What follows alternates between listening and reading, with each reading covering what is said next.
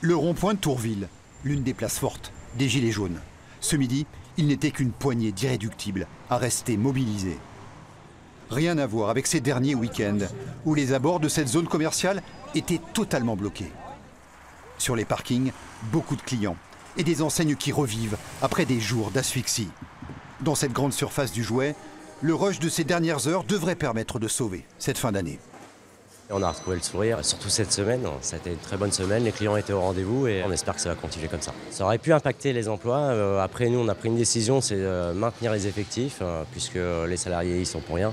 Donc aussi bien les contrats saisonniers, bon, les CDI bien sûr. Et de toute façon, comme il y a eu un report de la clientèle, il fallait qu'on ait les effectifs suffisants, conséquents pour pouvoir les accueillir. Dans cette célèbre enseigne d'articles de sport, l'activité a repris aussi. Dans les rayons, on y croise les éternels retardataires, mais aussi ceux qui ont dû différer leurs achats pour cause de blocage.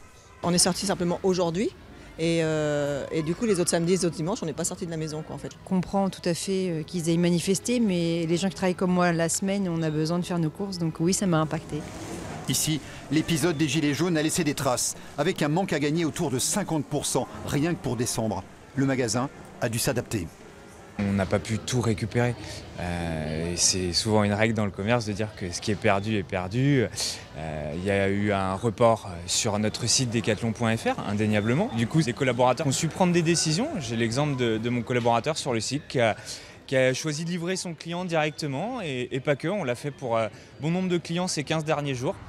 Tous les commerçants attendent avec impatience 2019 où les soldes de janvier devraient permettre de booster leurs ventes.